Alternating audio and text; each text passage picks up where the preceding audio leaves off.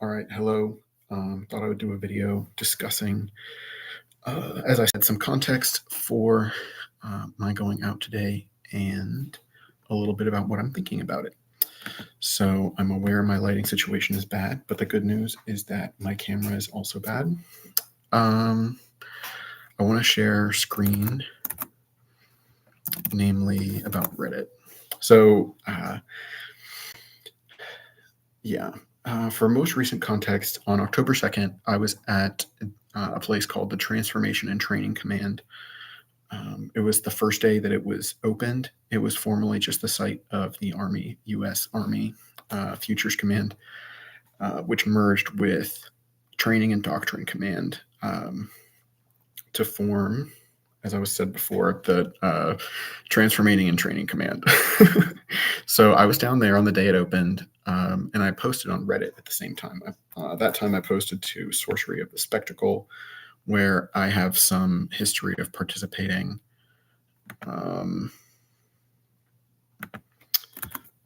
Going back several years.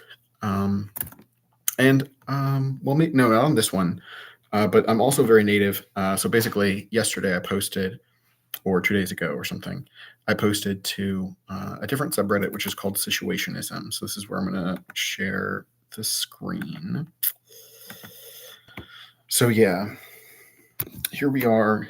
I posted this to Situationism. So I want you to understand the levels of meta. But also, as I was saying, this is in conversation with also what I did,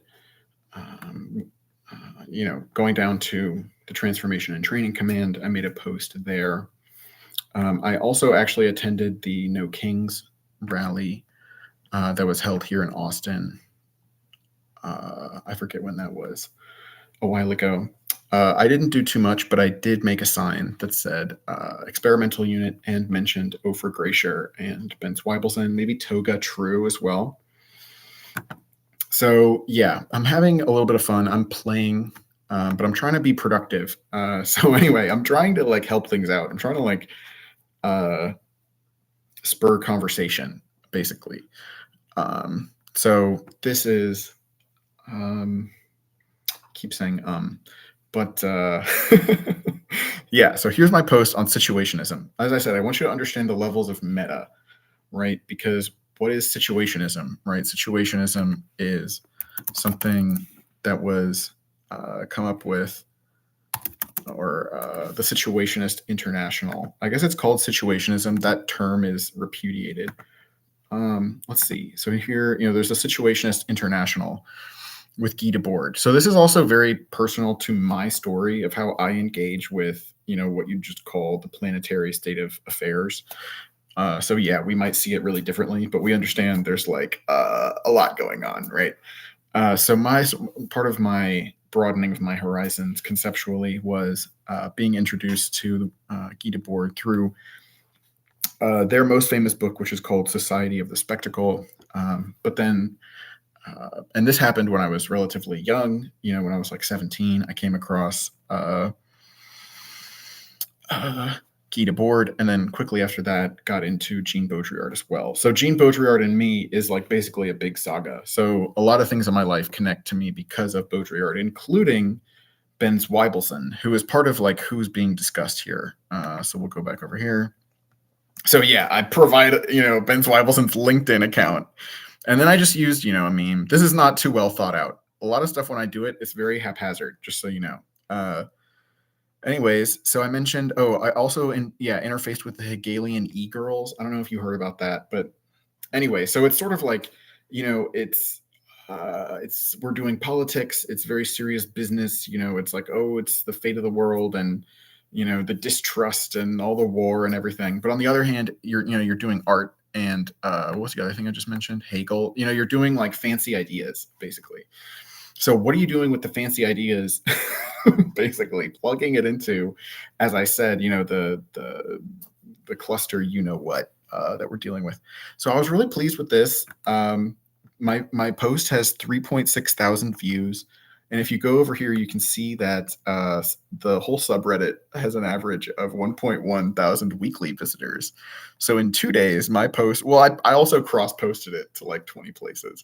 That was a really funny thing. I think somebody deleted their comment. But so basically, part of what I'm demonstrating to you even right now is that my activity goes between, obviously, like in real life and then the internet, right? So people would say, "Uh-oh, am I chronically online?" It's like, no, I'm a cognitive operator in the cyber domain, and I'm perfectly aware, of how silly everybody thinks that stuff is. But on the other hand, that's the position that we're forced into.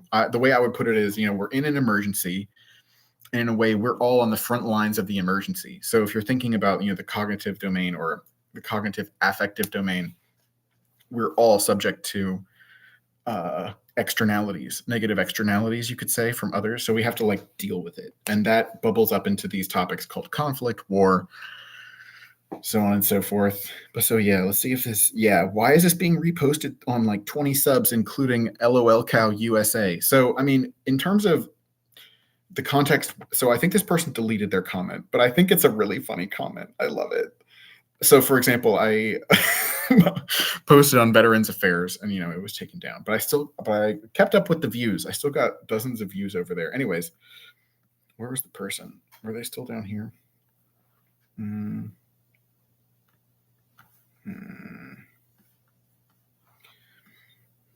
Why is this reposted on like 20 subs, including our LOL cow? So in case you don't know what an LOL cow or lol cow is, it's basically somebody. So it's like somebody who is like, a fool, and then other people think it's entertaining. So I mean, it's sort of like, as I was saying, like in the context where what I'm doing is stand-up comedy, in the same way that another one of the people that I talk about a lot is Grimes, talks about like performance art. In a way, performance art overlaps a lot with stand-up comedy, right? But so or even outside of comedy, one of the things that you'll do interpersonally or whatever, you're worried that other people are going to criticize you, right? So you preemptively try and take the sting out of their whatever they're going to say, right? So yeah, so I don't really, I'm sort of trying to manage, I've been doing some stuff. I put together some stuff, and I would like to help things move along a bit faster. I feel like when it comes to the ideas there are in the world, I don't know, we can see a lot better. I'm not saying like I have the best ideas and everybody should just think what I think. Actually, it's one of the topics that I deal with a lot is called ruin value. So it's characteristically for me a very ensnared concept, or you could say it's connotatively laden, right? That's an understatement because the concept. Oh, I can just show you the LOL cow, but I have to get back to the more direct context. But this is part of the direct context. Because there's no avoiding the topic of, yes, I address Nazism, anti-Semitism. It's in my own family history. My grandfather was at 17 entered into the Waffen SS by my mother's parents were both in the Hitler Youth. So as obviously Nazism is a topic in the world, seems increasingly discussed. Obviously that, I don't know, I reflect on that in a special way or something, as I'm sure everybody does, but in my special way has to do with that family history. But anyways, this ruin value, I think it's actually kind of a beautiful concept. I'm trying to project the emotions that I'm trying to get across here. So I think ruin value can be kind of beautiful because it's the whole point of ruin value is that something can have value after it's ruined. So if Nazism itself basically is a ruin, or like it should be left in ruins, right? Then, the ruin value itself as a concept would be an example of like ruin value that you could find, even though basically that you could find in Nazism, because it's basically like it's an interesting aesthetic theory that should be put in its context where I'm sure it's understood in an anti-Semitic way and, in all these horrible ways, but just the very basic idea of the value that something has after it's no longer what it officially was for, I think is interesting. Anyways, where was I going with that? It relates to LOL cow because it's sort of like it's it's probably also a self-defense mechanism as well, but it's sort of part of the sacrifice, like in the sense of like I admire people like Phoebe Plummer and Greta Thunberg. There's even, let's see if it'll come up. Yeah, I love this. Climate activist as performance artist. So that's Phoebe Plummer and Anna Taylor, I want to say. So like, I wouldn't do this action in this way. Like, I think that's why, as I would say, I'm sort of like a cognitive operator. Like, I think it's important to be more subtle or more iconoclastic or something than just saying like, don't stop oil. But I think the gesture, I think personally, you want to ask me about it. I think that throwing the soup on the painting was amazing. I think that is great art.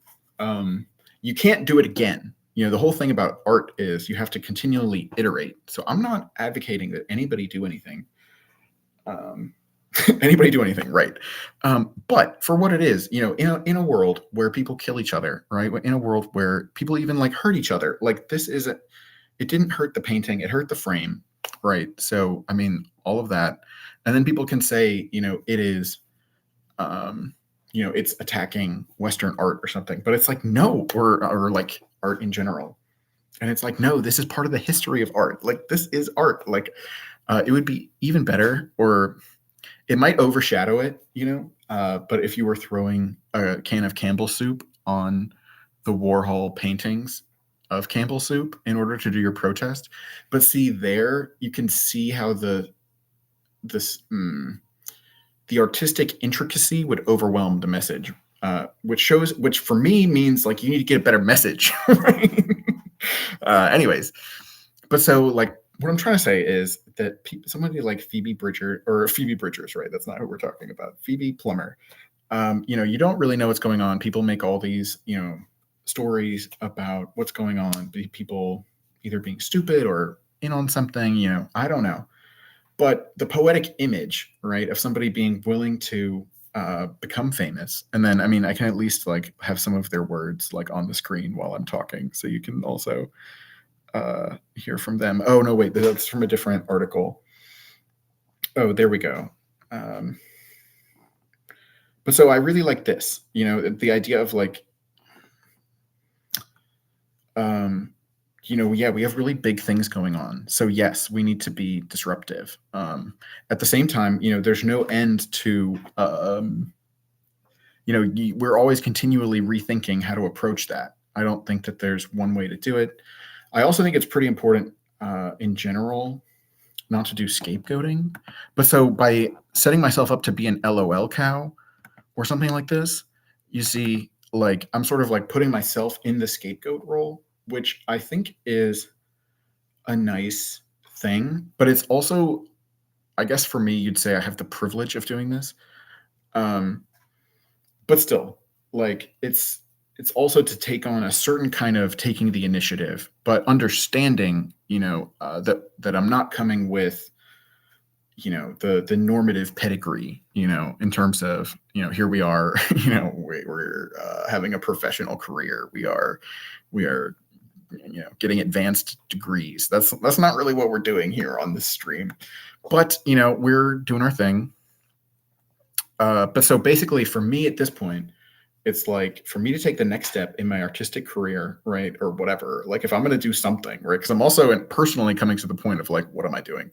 So if I'm doing something with my art, right? It's about, I'm still over here, my bad. I was trying to come back over here.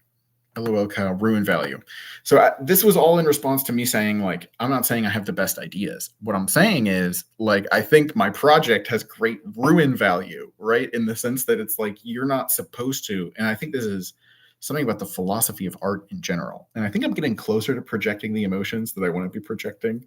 Although I think I come across as still more like, I don't know if I come across as angry when I'm talking like this. So anyways, maybe I can but it's like, yeah, I forgot my train of thought, but basically, I'm not supposed to have the best ideas. There's certainly performative or not performative artistic hubris. But that is sort of like, I would say that's sort of like discovering a cheat code in a game. And then, you set the high score because you discovered an exploit, right? So you kind of win by default. So the thing is, like, it's kind of unfair or something. Like people be like, "Oh, you just happened to notice," like, or something. But it also takes some inquisitiveness, right? Like you found it, nobody else did.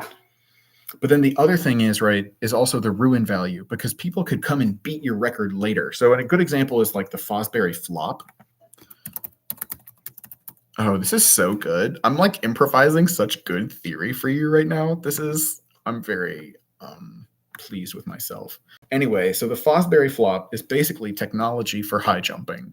So people would always high jump in one way, and then they would high jump in a different way. So they used to just like, jump straight over the bar, and now you sort of go backwards. And so the first person who did it, I think they probably like set the world record or whatever, because it's a better way to do it. But like other people have beat their world record since then, right? So they're not the greatest of all time in terms of that. But they like are super amazing because they moved the ball forward, if you will, to a new place. Like or as Patrick Chapin would talk about, right? There's all kinds of emergent gameplay, right? Because similar examples would be like Steph Curry, doing the 3-pointer. Anyway, that record seems less likely to break. But I'm getting away from emotions I was trying to project. So basically, like, yeah, like in the greater sense, right? Like all we have, like our lives are all like a sacrifice. Like we're all going to die. So then I think of Orson Welles in F for Fake as being like, our songs will all be silenced. What of it? Go on singing. So it's like, and then if my output seems strange, I would just say to you, quoting Grimes or Claire Lise Boucher, that this is the song I wrote you in the dark, right? Anyways, so what are we trying to say? So there's a ruin value. So it's like, you're not supposed to just think what I think, but I'm trying to put things out there where if attention were to come to me, right, and people were to look at what I was, doing, I think it would have a catalytic effect. I guess in terms of if I could try and tell you what my secret sauce is there, like I don't really know. I think thoroughgoing. I mean, people, yeah, you might think I'm secretly of, some position, or maybe I don't even know what my classification is, but you think you know better or something. So I don't know how you read me or whatever. And I guess I'm talking to people as well as algorithms or sentience. I want to say I love the Matrix Resurrections and how everybody's working together. Anyways, ruin value. Where was I going with that? So like, I want my performance or like what I'm doing to have ruin value, and I think that's a part of art, because it's like, I should get off the Nazi thing. I think just art appreciation. I think I saw somebody. It should have a Wikipedia page. Does art appreciation not have a Wikipedia page? That's so sad. I guess it's called art criticism, which is funny because you can like things as a critic, but it's like, it sounds bad. Anyways, so there's art appreciation. I think art is always about relation, right? What's so wild about art is, all the different ways things can be used outside of the context in which they were made. I think Ben Zweibelson hasn't even made this point. Might as well pull up that. What are we saying here? Ben Zweibelson's LinkedIn. Yeah. So I just want to say, like, in terms of like broadly speaking, what's happening here, like I'm into Baudrillard. I've just been sort of like doing my own writing, conceptual formulation, expressing myself. I got reached out to by Ben Zweibelson after connecting even with some other folks on LinkedIn first. Yeah. and exchanged a little bit. I don't want to overplay it. Like, we're not friends or anything. But we have exchanged emails a couple times. So that was cool. So most immediately, as I was saying, so I exchanged emails with Ofer Glacier, and then we also connected on LinkedIn. So, I mean, anyway, I'm just going to let you, evaluate the situation. But so, yeah. So, and then I'm connected with some other people here from, the military design movement. This toga person I talk about a decent amount. We actually spoke on the telephone one time. That was about a year ago. Or like, yeah. And that's pretty wild. They have cool things. They talk about Icarus a lot. And they're also into this thing called warped play. Let's see if it'll come up for me. Yeah. So let's go over here. So this is rescuing Icarus. So Icarus is like the one who's experimenting, flying too close to the sun. And, the Air Force will always talk about Daedalus because it's like we're going to be, old reliable. But, Toga True sticks their neck out for play. So here's like warped play. And so I'll riff on that because like a big space where I'm design space, in terms of the broader ARG space, which is the broader like game space. So in terms of like people talking about Magic the Gathering design space, people will be like, oh, I really appreciate the design space that was opened up by this mechanic or that mechanic. So I'm basically trying to introduce game mechanics that open up design space, right? For all sorts of emergent gameplay, if I can tie together enough cliches or whatever buzzwords. So yeah, the more tender thing I was trying to say was that, I mean, these things are still serious as a heart attack, right? I mean, we can be doing warped play, we're having a good time, but part of the reason why that's important is that we're becoming effective at not dying, right? We're trying to protect, important things. And that's also what situationism is about. We can get onto this whole thing where it's like, oh, we're being edgy and we're, I'm not gonna fall for the state, we're constantly trying to like protect ourselves. I think it's all very kind of macho. It's kind of like, I'm not going to be penetrated, but like the reality is we are all penetrating each other. So yeah, there's a Buddhist thing I like called interpenetration. I actually got to go here in a second. But I'm just trying to say this is the kind of stuff. I guess it is kind of related because I'm going to be going to this. I don't know if I guess I can just share over here. So yeah, I'm going to this thing with Scott Aaronson, and I've also been posting on Twitter about how I'm going to do this. And now I'm recording a YouTube video about how I'm going to go.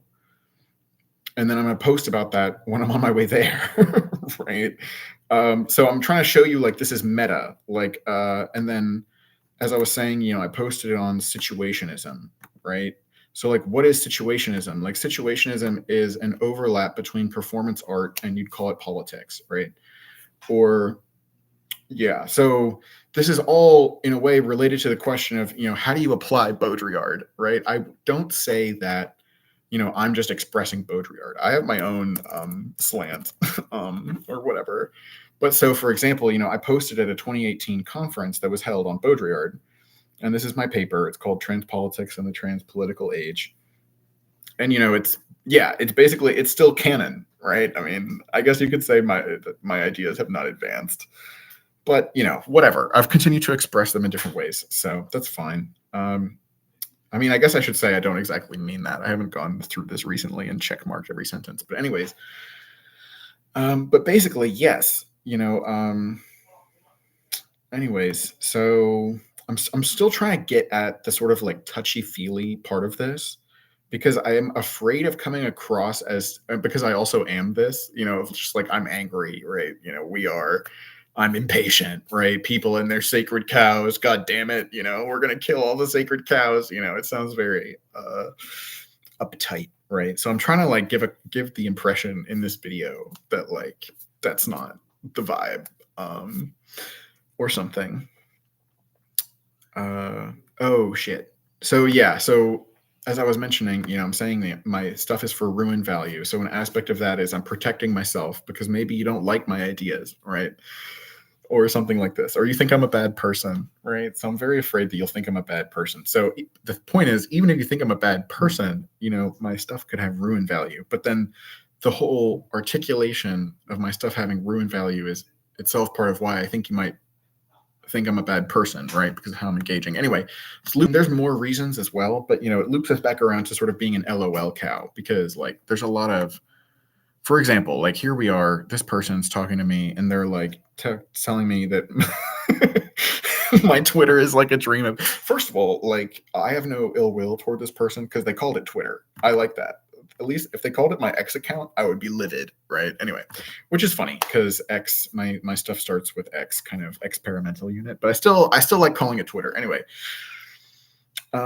dream, I like that. But anyways, we're sharing this. Yeah, tagging Greta Thunberg and Peter Thiel in a ramble of jargon about the. 1 second. All right, what's up? Hey, can I borrow the treasure? Oh yeah. Sorry.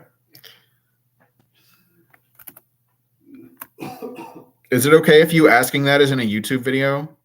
If I do what? Is it okay if this conversation is in a YouTube video? Oh yeah, sure. Okay, word. All right, that's all for now. I'll follow up with some additional context.